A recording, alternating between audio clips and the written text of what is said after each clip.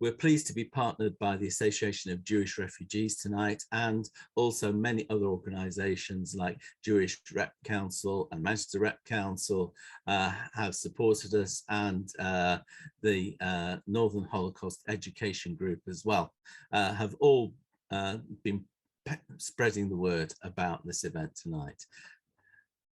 Holocaust Centre North, well, Alesandro, the director, is going to tell you all about Holocaust Centre North, which is a renaming of an organisation which you might have visited or you might have heard about. Last year, I bumped into Alesandro in Bradford after the memorial service for the late leader of the Bradford Reform Community, Rudy Lever. And that chance encounter resulted in this event tonight. It's a unique opportunity to get a sense of the importance of the work of the late Lilian Black and the Holocaust Survivors Friendly Association, which is how this exhibition centre, which is now called Holocaust Centre North, came about. So really thank you to Alesandro, to Harry, to Hanna, to Anna, and everybody at Holocaust Centre North for making this event possible. Like I say, we anticipate running for at least 60 minutes, but it might be 75. So please do try and stay with us. I know we've got people from all over the place. If you've got questions, please feel free to put them in the chat during the event, because you might forget them. I do.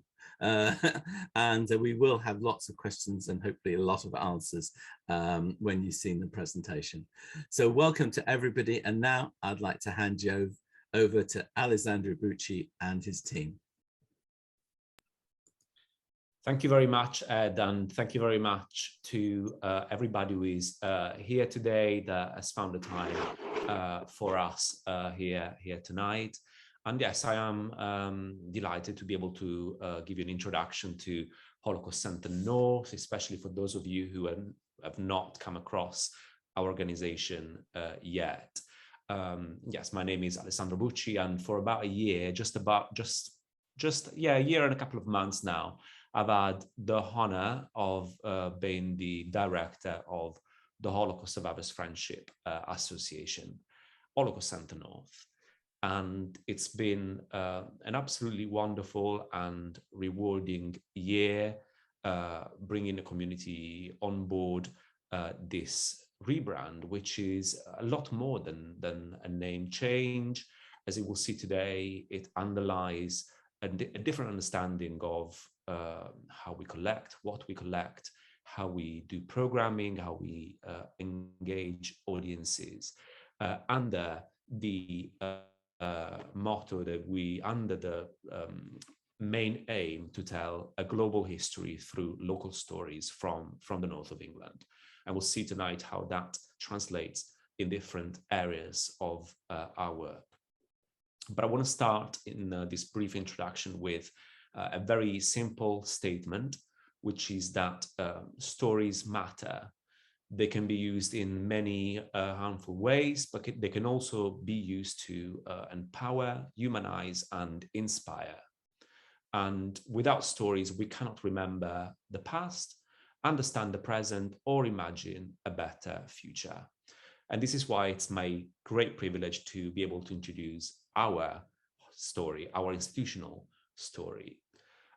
Holocaust Centre North is a unique organization. It has grown out of the Holocaust Survivors Friendship Association, and it is firmly rooted in survivor stories in towns and cities across the north of England. And I can see some of those survivors here today in the list of participants.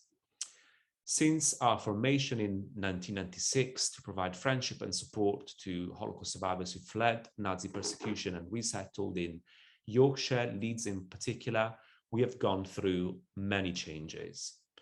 We began as a safe space for local families to share experiences of living through the Holocaust, but have gone on to assume a much bigger educational role. We now tell a global history of the Holocaust through local stories from survivors and refugees who made new lives as members of local communities in the north of England. We house a permanent exhibition. We hold an archive of survivor and refugees, oral histories and collections. And we deliver a program, a busy program of education and public learning activities, research, and a new area of work, which is artistic responses to collections. These are all gateways to connect past, present, and future, inspire action to help shape a better future, and remove barriers to access Holocaust education in the north of England and beyond. And while our purpose has changed over the years, our starting point remains the same. We are fundamentally a community-led, a survivor-led organization, and we see survivors as the ultimate source of hope and truth, as well as their descendants, friends, and supporters. Our story is one that should never be forgotten. We will not live in a world where the Holocaust is forgotten. With war, intolerance, and racism continuing to plague the world, survivors' voices must be heard. There must be a siren call for peace and understanding. To summarize the story, the history, the long story short of our organization, it started in 1995 as a conversation in Leeds, which then set in train what would become the Holocaust Survivors Friendship Association. Against a backdrop of devastating conflicts in Bosnia and Rwanda, where genocide was happening on an appalling scale, a small group of people met at the offices of the Leeds Jewish Welfare Board for what was supposed to be a routine conversation. However, the conversation soon switched to other matters, and it suddenly became clear that a few people in the room shared something remarkable in common. They were Holocaust survivors. And what became even more incredible was that after a little research, they found others in Leeds who were also survivors. It was a big moment. They had been in Britain for about 50 years and not really spoken in an organized way about their experiences in an institutional way. And the foundations for the new mutual support group were established that day. And soon after, meetings were established where survivors came and shared their experiences, and very soon started to accept invitations by schools to deliver talks about and presentations about their experiences. In 1996, the HSFA was formally established, and it wasn't too long before they started speaking about the idea of an exhibition. First was meant to be a temporary exhibition, but then it became a permanent facility on the campus of the University of Huddersfield, which opened in the winter of 2018. We're now going to rebrand into Holocaust Centre North to reflect the bigger ambitions, to reflect the fact that this regional history is nationally and internationally significant. And we have identified 5 strategic areas through which we do our work. And those areas I'm going to summarize now are exhibition and learning center, public engagement and learning, a growing and living archive, research, partnerships and artistic collaborations, and support and friendship remains firmly one of our core areas. I want to conclude this introduction and let my other team members speak and show you the work that we've been doing in preparation for this event by saying that if you want to support Holocaust Centre North, you can support us with a donation. A regular donation helps us go even further. And very soon we will be announcing a new membership initiative called the Northern Line. Its purpose will be to enable children, grandchildren, relatives, friends, and supporters of Holocaust survivors embraced by communities across the north of England to continue their witness of generosity, tolerance, and remembrance. The Northern Line aims to strengthen bonds and links across generations in northern communities. And Holocaust Centre North is creating this forward-looking initiative so that the Northern Line of witness is not broken for the next generation. The Northern Line will work by coming together, by sharing ideas and networks, by finding ways to continue what Holocaust survivors in the North began. in schools, in galleries, in public spaces, in exhibitions, in print, online, in ways that we haven't even thought of yet. And of course, we will organize receptions, invite you to events and keep informed. But our hope is that you will be contacting us too and telling us what you can do. There won't be a joining fee. It will be a free donation and anything that we can build together, for example, community fundraising events. So this is all from me. I will be here to answer any questions later on. And Ed, I think we are ready for the first video.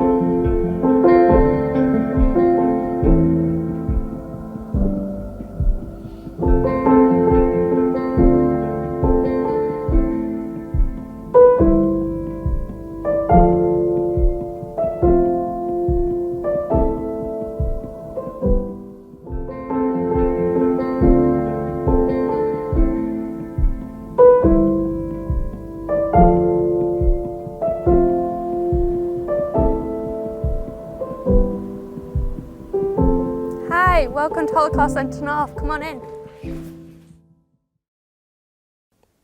Hi, welcome to Holocaust Centre North. I'm Hannah and I'm the head of learning here. So we opened in 2018 as the Holocaust Exhibition and Learning Centre, and this year have transitioned to Holocaust Centre North.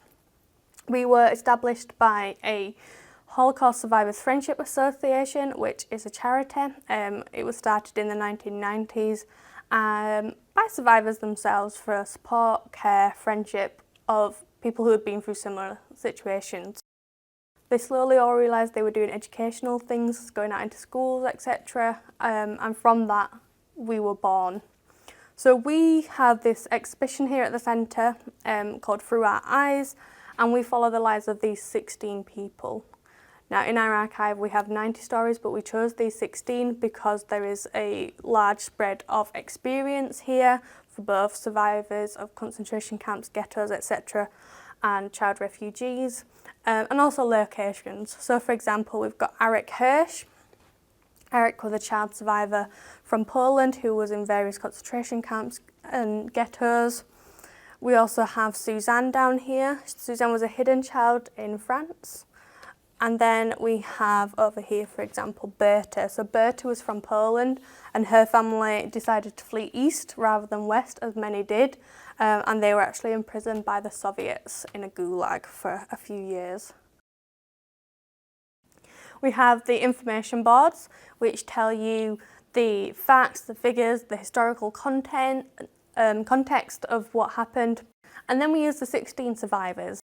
So we tell the personal stories of the 16 survivors through their objects, through video testimony that visitors can listen to and watch. For example, we have one of our objects over here. So this belonged to Heinz Geit, who was a young German Jewish boy who lived in a town near Nuremberg in Germany. And we've got a picture of him doing the high jump. And then we have 2 ID cards. So these ID cards were for a Jewish sports club. So when the Nazis came to power, Jewish people were no longer allowed to associate with Aryans in any way. And this is his ID club for a Jewish sports club, the only one he was allowed to join. We use this as an example of how the discrimination and prejudice was insidious in the way that it affected every aspect of life, of culture, of socialising, of society, even down to which sports club you can join. So here we have some suitcases. Each one of these suitcases represents our child refugees who are featured, but we use these to really focus on the journeys people made. So on each tag we have their name when they arrived in the UK and details of their journey, as well as some little quotes, photos, etc. We really find that journeys are useful in the education programme because they show not only what happened, but how people got to that point. It wasn't just a wake up one day and everything changed, it was a journey. And these are really useful as well to talk about current refugee situations and contemporary relevance within the programme. So here in this cabinet we have an arrangement of objects, but we're just going to talk about one or two. So first of all, we have this letter up here at the back. This is actually a letter in which a Jewish family is being told that they've been fined because they've bought too much coffee. So the Nazis had fined them because they'd gone over their ration allowance for coffee, which for Jewish people was even lower than the general population. So it's just another really good way of showing that insidious nature of the discrimination, the prejudice, and how the Nazis controlled every aspect of life. And then we also have this beautiful red scarf up here and this dressing gown cord, which are on loan from Trudy Stillman and belong to her mother. So the scarf up here is the last thing that Trudy was given by her mother, and then this dressing gown cord was actually Trudy's mother's dressing gown cord, and when she was coming to the UK without her family, she brought that with her because it was an object that wasn't going to get stolen, that wasn't going to get taken away, because it's a dressing gown cord, it's just an everyday object. These now have a lot more prominence for Trudy because Trudy never saw her mum again.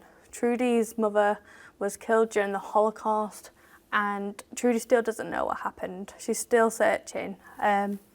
We know up to a point what happened to Trudy's mother, but after that we don't know what happened. And these are really good examples of objects that I use with students, showing that this isn't the past. These events are still affecting people to this day. These are still affecting Trudy. She's still searching. And it's an everyday object, just like the children will have at home. They can really make connections with how that would feel. So here we have one of the untold stories of the Holocaust, and this is the story of enemy aliens. So Heinz over here, the same gentleman from the ID cards, the sports cards, he had fled Germany because he was Jewish and it wasn't safe for him, but after war breaks out, we interned him because he was German. So like this quote says here, in Germany he was kicked out because he was Jewish, whereas here he was interned because he was German. It doesn't matter that he was a refugee from Germany. And Heinz always said that he wanted to fight the Nazis probably more than most British people, but he wasn't allowed to do that. Now some enemy aliens were treated fairly well. Heinz and his family were treated horrendously, and Heinz and his brother were actually sent over to Canada on a ship that the conditions were terrible. But this is one of the unknown stories that in Britain we don't tell enough. British school children very rarely have come knowing about this aspect of the Holocaust, but we think it's important to show how in Britain we had aspects of Holocaust, and that maybe not everything that we did we want to talk about in modern day society. I'm going to tell you another unknown story a little bit further around the exhibition now.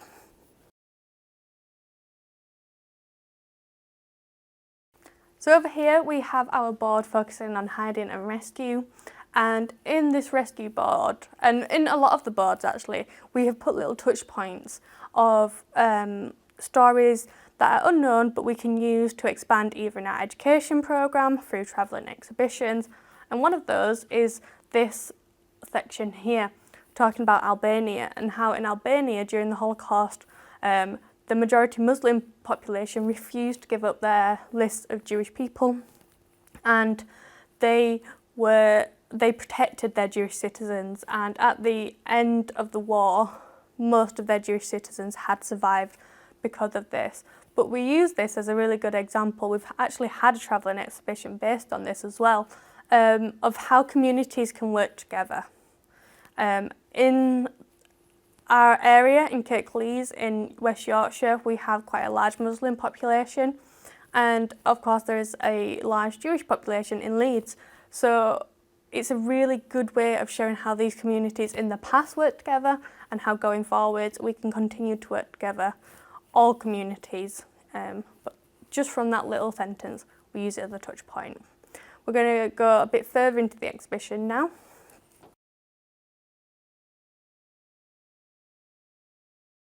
So as well as using touch points through the words that we use, we also use them as images. So the images in the exhibition were very carefully resourced and decided upon which ones to use so that we could use them as explanations of what happened, but also telling relatively unknown stories. So for example, this photo up here, not a common Holocaust image as we have many that are widely known within society, but this one is one that isn't. And these are a group of nurses in Hanna Euthanasia Centre, where disabled people were killed because they were disabled and were no use to the Germans.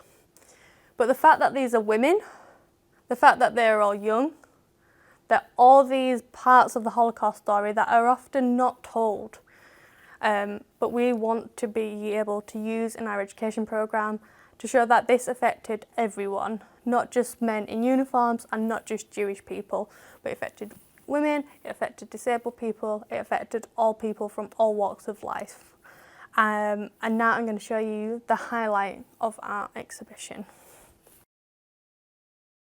Here we are with our main exhibition object. This is a prisoner camp uniform from Mittelbau-Dora concentration camp in Germany. You can see up here it's got the red triangle. That means that the last person to wear this was a political prisoner, and then the P says that they were from Poland. So we know that the last person to wear this was a 16-year-old boy from Poland who had been arrested as a political prisoner. As to why he was arrested, we don't know. We just know that that was the excuse he was given. We have this because we have a connection with Mittelbau-Dora Memorial, because one of our survivors, Lilian Black, was imprisoned there at the same time. They never met in the camp, but they did meet afterwards, after they both had survived. But because of that, we are able to have these amazing objects here on loan in Huddersfield. Now, we use this a lot with the students because it really shows how the Holocaust affected everyday people and how the conditions in the camps were so horrendous. We talk about how if a prisoner had lost their bowl, they wouldn't have been fed. We talk about what it would be like to be your clothes taken away, your head shaved and be given a uniform and only being referred to as a number. Really dehumanising. And students always ask, especially primary students, always ask questions about, does it smell? What does it feel like? So it's making it really real for them, the fact that they can see it, although they're not normally allowed to touch it. It doesn't smell, it's been cleaned, because the guy who wore it at Liberation, took it back home with him, washed it, kept it safe until he donated it when he was elderly. And we're lucky enough to have it here in Huddersfield. So here we are in our final space of the exhibition, and this focuses on after liberation, so life after, because these are survivors and we want to emphasise that. They survived, they went on, they built new lives, they had families, and they all settled in the north of England. So this part of the exhibition really shows their stories of what happened afterwards, what happened to their lives afterwards, and how they came to be part of our community. I love this space because we have all the gorgeous family photographs, and it just feels a really joyful space. We do have aspects where we talk about after the Holocaust, sort of the trials and searching for the missing, but overall this space is a space for reflection and thinking about the happy times that the survivors had afterwards. So over here we have a memorial book for Jewish families based in the north of England. The 16 all have their families in here, but I just want to show you one. This is the John Chillag's page. So John is one of the 16, and this page we have his parents, but we also have over 40 other members of his family who were lost in the Holocaust. This book, it rehumanises them. It takes away the idea that they were numbers, that they're part of the 6 million, which they were part of the 6 million, but that they were human beings. We have their name, we have their profession, where they were born, and it gives them back their identity. It also shows just how these families were decimated. In John's case, he was the only survivor. In others, we can see that there were more survivors, but overall it shows the immense loss of the Holocaust. We just have one more place that we want to show you in the exhibition, so follow me with that through. So this is the final space in the exhibition that I want to show you. This is our final reflection space. So through here we have a book full of quotes from the survivors about their families who were lost. And as I walk in, you will hear the El Mali Rakamim, which is the Hebrew prayer for the dead. The person singing it is Rudy Lever, who himself was a child refugee from Germany. He got out with his whole family, his immediate family, but they did lose members of their family in the Holocaust.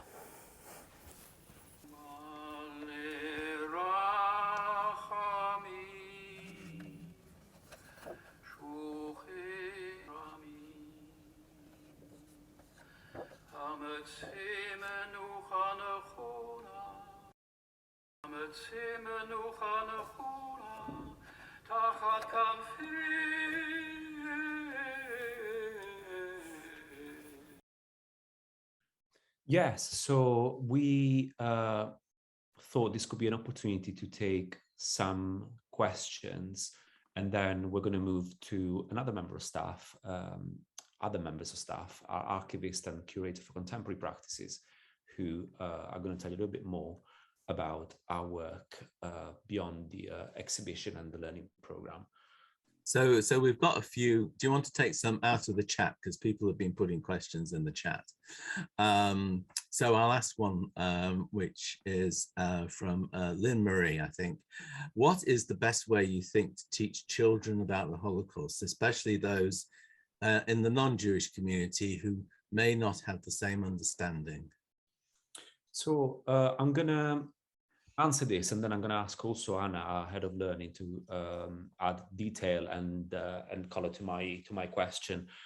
We find the local relevance always works really well.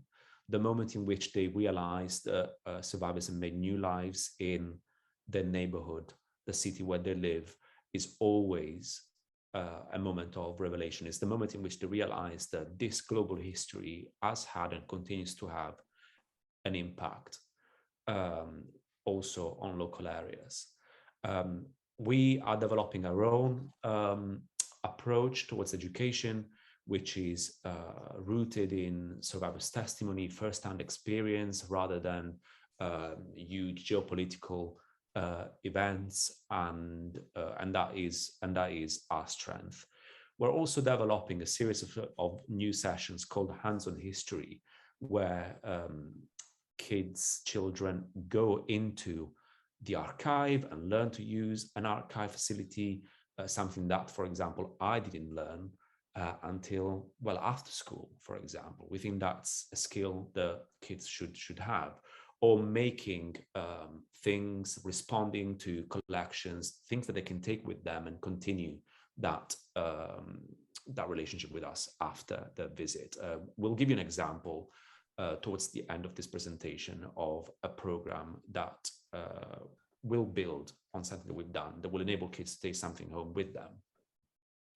So yes, I think if that answers the question, our personal view is that an emphasis on lived experience, drawing it back to contemporary relevance is always key for children.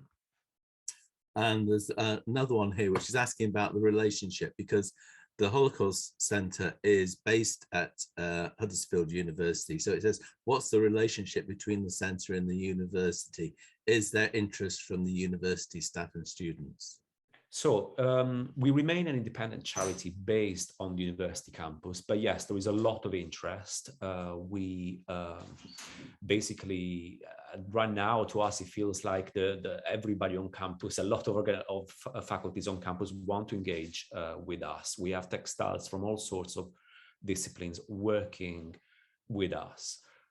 From history to law to business to textiles to art and architecture. Those are spontaneous visits. Then we have several collaborations. Right now we've got a program with graphic design students responding to our collections. But then we also have the master program in Holocaust and Genocide Studies, to which we contribute actively by lecturing.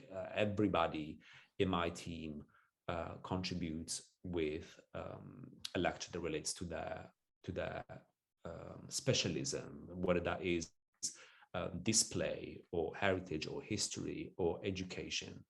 This is very new. We're pleased to announce that as from last week, we have now an organized system with the School of Education, which means that every single teacher formed, qualified at the University of Huddersfield will receive Holocaust education with us.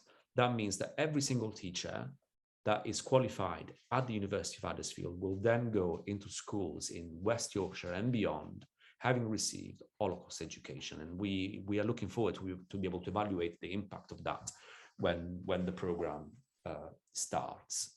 And we think this is key. But for us, what really is important is not preaching to the converted, go beyond people that should be interested, like history students, and reach out to as many different disciplines as possible. And you will see in the second part today how multidisciplinarity, interdisciplinarity is a fundamental part of how we approach Holocaust education, and I believe something that we are very, very strong in. Thank you, Alesandro. I mean, this is fascinating. I loved Hanna taking us around this first part because although my wife's been to visit the centre, I've never been. So this is really sort of first time viewing it. And I hope everybody else is getting the same out of it as I am. There's a couple of big comments, and they're not questions, but they're comments in the chat. And maybe we'll pick those up a little bit later. People who are from Huddersfield and maybe other places and who are doing work in the field of Holocaust education. But I think probably we want to sort of press on and see the next part, and then that will give us more time for questions. Is that okay with you? That works really well for me. Okay, well, I'm just going to bring up the next movie. And do you want to say a little bit about it before we go into it, or do you want me to just play it? We can play. We will see our archivist, and then we have a live presentation from our curator of contemporary practices. And this part is as important from the first one, but we will move from education to developing the collection, and we've got huge ambitions for our collection. Hi, I'm Harry Yonkers, the HSFA archivist, and it's lovely to welcome you all to find out more about our compelling archive and the work that we do. So the HSFA archive has two main branches. We have the organisational records of the HSFA from 1996 to the present day, so that shows a history of all the activities that we do, and we also have personal papers such as these. So we have 80 sets of personal papers, mostly relating to Holocaust survivors and refugees who made their homes in the north of England, and some are of associates. So for example, we have a collection of correspondence from the 1930s between a Berlin bank clerk and a local Huddersfield journalist. So whilst neither of them were Holocaust survivors or refugees, they're very illuminating into how German perceptions of the Nazis changed over the years. So the collection spans from the 1880s to the present day, and we have physical, original material, as well as digital records. The collection is relatively small, it's a modest size, but it's regionally and nationally very significant. It's also very special because it's a living archive, and by that I mean not only are we proactively expanding our collections, but the collections are also heavily used by staff, students, researchers, educators and creative practitioners, which is very exciting for me as an archivist because it means that the material doesn't just live in the box, we're actively using it all of the time. The archive is also special because the collections are very survivor focused, like the wider HSFA, and we have strong relationships of trust with the survivors and their children and wider communities, which means that the collections have really strong provenance, so we know a lot about them. And even more wonderful from an archivist point of view is that if we don't know something about an item, very often we can go back to the families to find out more. So for example, last month we made a fantastic discovery of a small collection of glass plate negatives, and we quickly digitised them in-house on a light box, and we were able to go back to the donor family who gave them to us, who live in Leeds, and show them the pictures and ask them if they recognised any of the people in them. And they got in contact with their cousins in Switzerland, and from there we were able to put names and places to the images. The collection has grown gradually from 1996 onwards, and the personal papers such as photographs and objects, correspondence and documents, these grew in parallel with 4 projects that we did in the 2000s and 2010s, which were to capture testimony of Holocaust survivors who made their lives in the north of England. And it was only since we opened the centre in 2018 and more recently that we've very proactively been collecting archive material for its own purpose. So in terms of what we collect, as mentioned, we have physical material and we have digital scans and photograph of material. We have testimonies with survivors and second and third generation, so audio and visual interviews. We also have artefacts such as you've seen in the museum, so toys and household objects. We also have a collection of textiles and clothes and artwork. And as well as the original material, we also have secondary material, by which I mean records created by the survivors or co-created with the survivors and ourselves about their experiences. So for instance, books or zines or graphic novels and animations. Some of the research strengths of the archive include the pre-war Jewish life of European families, kinder transport and child refugee experiences of persecution, so in the ghettos, the camps and slave labour, and then post-war or also during the Holocaust, making a new life in the north of England, and finally intergenerational testimonies and experience, which is a more recent and expanding area of our work. So here we have some of the photographs and postcards and ephemera that illustrate pre-war Jewish life. For example, we have this Viennese lady's 1922 railway pass, and we have postcards from Cairo and Genoa. And then this wonderful photograph is from the Cubi collection, and they were an Austrian family who lived in Czechoslovakia, and they've given us over 500 photographs which span from the late 19th century onwards. And in terms of teaching, this is a really magical collection because it covers everything from holidays and hobbies and days out, celebrations, and then obviously their pets. So our young pupils and students find these particularly interesting to look at because it really demonstrates that the people who were persecuted in the Holocaust lived normal and everyday lives like you and I. We also have lots of records pre-war relating to families who were trying to leave or who did leave occupied Europe. So for example, this is a receipt kept by Susie Schaefer who came to England. It's from 1939 and it shows that she paid 20,000 Reichsmarks to leave Austria as part of the so-called Jew tax. And we also have lots of correspondence relating to families who were writing to relatives abroad or trying to secure exit visas and working visas. And we also have lots of correspondence that complements this receipt that relates to claims for compensations. So in this case, Susie kept this receipt and used it as evidence post-war to gain compensation from the government. We also have lots of wartime records, such as travel documents and ID documents like passports, and lots of correspondence. So for example, we have letters sent via the Red Cross. This one was sent from Amsterdam to Jenny Wolf in England, and it's from the family saying that we're longing for good news since Trude's letter September. Are so far well, state health and nerves unchanged. Bella had good reports, heartiest birthday wishes, love.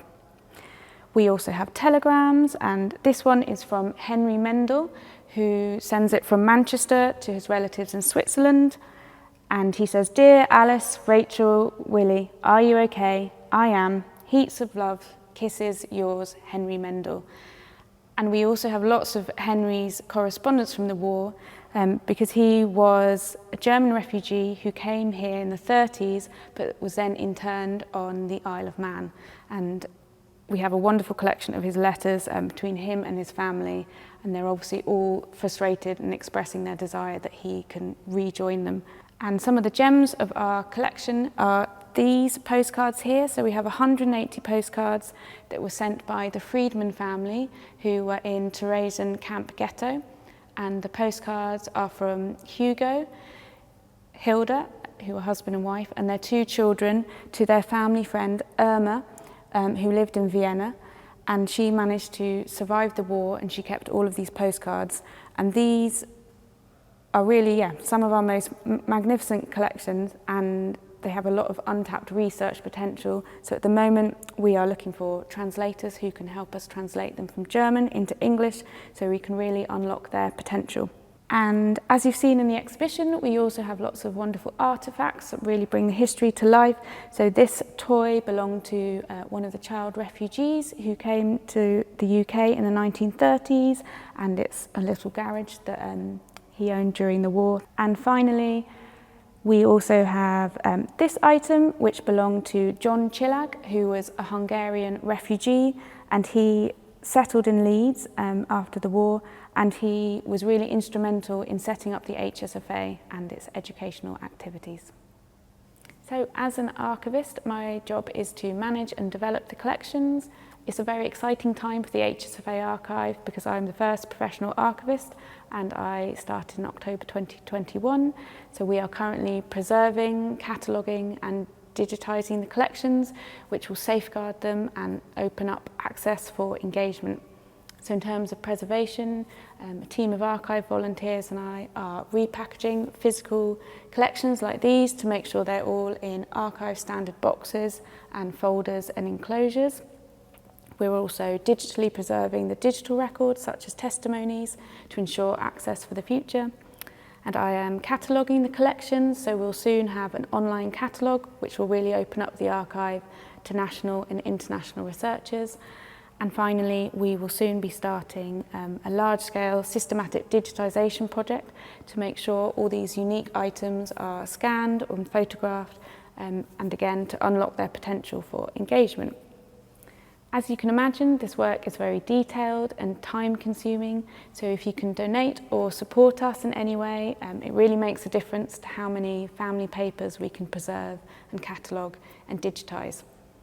We are actively seeking volunteers who can help with the preservation and also to transcribe testimonies and translate documents, because as you imagine, we have many European languages in our documents, and these are tasks that can be done remotely. We're also actively seeking new donations of original material. So if you have any documents, for instance postcards or correspondence or photographs, no matter how big or small, we'd love to hear from you. Even just one, say, receipt or ephemera, like a greetings card or a postcard, can make a real difference. It can illuminate an aspect of the refugee or survivor experience that we didn't know and tell an unknown story. So please do get in contact with us if you have any Holocaust connections to North of England, or if you'd like to find out more, or for example, if you'd like to find a suitable permanent home for some original archive material, or if you would allow us to borrow some of your family papers and then we can digitize them and share the scans and photographs with you, or if you'd like to be interviewed to talk about your or your family's experience, that would be wonderful. Thank you. Back to you, Alesandro.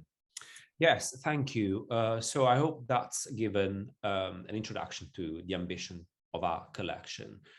We currently have in the region of about 6,000 items, and our ambition for 2025 is to reach 9,000 items. And it is now a Holocaust Centre North tradition to develop the collection with the community.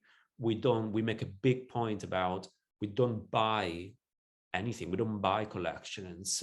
We don't have anything that people have not wanted to give us. We only have things that people have willingly donated to us, which in the broader conversation about museums, acquired collections, I think is quite remarkable. We now have a presentation from our curator of contemporary practices. I hope the job title places the emphasis on the fact that we really care about drawing those connections with contemporary languages and modes of expression. So I'm gonna, so Paula. Hi, I'm really glad to be able to join tonight and speak to you all. I've been appointed curator of contemporary practices about a month ago, but I have been working for the HSFA, or the Holocaust Centre North, rather, for the past year. And I would like to share some a summary of what I've been doing for the past year in this position. Alesandro is sharing some slides for me. So I was appointed originally as a digital intern, and that was a very vague job description, but the job for me was to tell the lesser known stories of the archive. So I settled quite quickly on the project of making zines. And now the question is immediately, what are zines? Basically, you can imagine them as small publications. Often they are handmade, so they're self-published. There's not many of them, and they have a community focus. So I have produced 2 zines already. There's a third one that I'm currently working on, and I will tell you a little bit about each of them now. So the zine, the drawing that you see here is the cover of There Are Glimpses. It's a zine that I've made in collaboration with Martin Kappel. Martin spent a few months in a shtetl in Poland before he had the luck to escape on one of the very, very few kinder transports from Poland. But he had no documents, no photographs, so we had not much visual material to work with, but he had these beautiful memories of his time there. So I started looking at archive material, and I did some drawings with him. We talked about sort of things that he recognized in the images. And the incredible thing about this zine was that through the research that I did on the area that he was in the shtetl that he lived, which is Blaszko, in sort of the southern part of Poland, is that we discovered a local archive that actually had records of Martin's family. And we were able to put together a very extensive family tree going back, I think, five generations, it might even be more, which I think for me was really important because Martin has such a love for learning, and it was really important for me that the zine was something that he could learn from as well. Ibi, there was this zine that you see here, in a way, is the first zine I worked on. And for me, Ibi immediately portrayed this. She was such a matriarch within her family in a beautiful way. They all looked up to her, but she had a really strong relationships with all the members of her family. So this zine ended up being a lot about her relationship with her family, but also her children to her past. And it was based on these interviews that our oral historian and head of collection Tracy Craggs has developed, which is intergenerational interviews, testimony. And it is a lot about intergenerational trauma and how that sort of carries on through generations. And I think here I have some more photos of, oh, this is a quick animation I made because Ibby and her son both use the metaphor of the red thread that goes through their family in terms of characteristics and sort of the people that they are and what they believe in. But this is still from the zine launch. So every zine that I've made has been sort of accompanied with a launch event where we share the research and the sort of the wider context of the zine with an audience. There's some more photos now of the zine that I made with Martin. You can see sort of the drawings and then testimony of his, and it's kept in sort of separate colors. Martin's testimony is in blue and mine is in black. So it's quite easy to figure out whose contributions are whose. And the golden ones are sort of images from other Yiskor books. So Yiskor books are books of remembrance, and this sort of relates to that.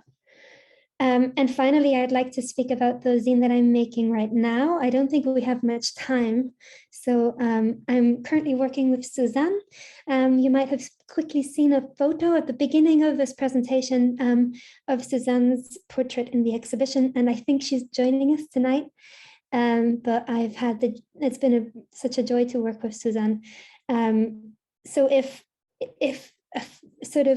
I was sort of immediately sort of taken by Martin's joy of learning with Suzanne, the first thing I knew about her was that she had a love for flowers and nature.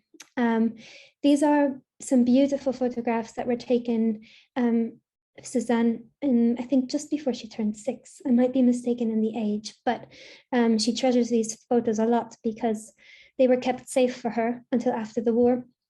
Suzanne was a hidden child, but contrary to sort of the more known situations of hidden children, Suzanne was hidden in the mountains. And she has been talking to me about her memories of her time there. And I've been incredibly touched by her sort of way of speaking about it, which is incredibly poetic. And we have spent some time making some of the work for some of the artwork for the zine together. So this is us arranging cherry blossoms for a print that will be in the zine. And yeah, this is still a developing piece of work, but I'm thinking of making sort of a zine that goes through the seasons, so you understand sort of how Suzanne got to know the environment that she was in. So this very sort of isolated space and the relationship she has with the bees and the violets and sort of how much she learned from nature in that time there. And I think what is important to me as well is that the zines are always something that the survivors enjoy. What the zines are about will always be directed by the survivors themselves. And I would never want to make work about something they don't want to be making work about. So sorry for that. So yeah, that was a little bit of an introduction to the artistic responses that we have already done for the center. And I think Alessandro does want to show the TikTok. I can see he's gone back to the slide. This is a TikTok I made about Martin's history and the research that came about. Now, this is a much longer list than I knew, but I knew Aunt Piero, my Aunt Piero, and my Uncle Salomon. That would be Shulim. He was the dyer. Oh, Maya, of course, Maya, yes. Maya, yes, I remember Maya, yes. He was the favorite uncle because he was young and he really knew how to get through to children. And now they say Rebecca, but he called her Rivka. I remember her, and she was in fact a young girl.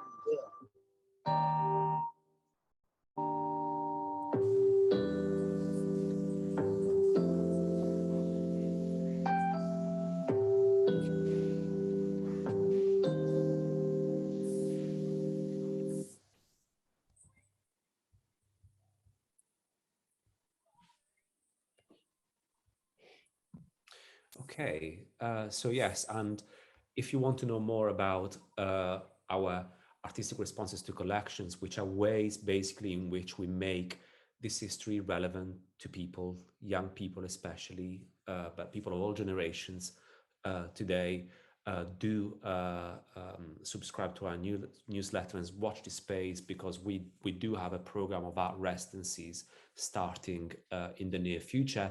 But you can also follow us on social media, and if you've got people in your family, grandkids in particular, who are on TikTok, do let them know about this TikTok page, Lesson on Stories, where Paula shares the making process of other work with survivors for the zines. Wanted Trudy to speak, because I've seen a hand that's been up for a while. Yes, well, I think I wanted to end this as the Honorary Life President to say it's wonderful to see our expanding situation, and I wish you, all of you, good luck or good hard work to make it grow, because it is really in the memory of Lilian Black, who really got us into Huddersfield University. And it has been a great evening for me to see all this work coming to fruition.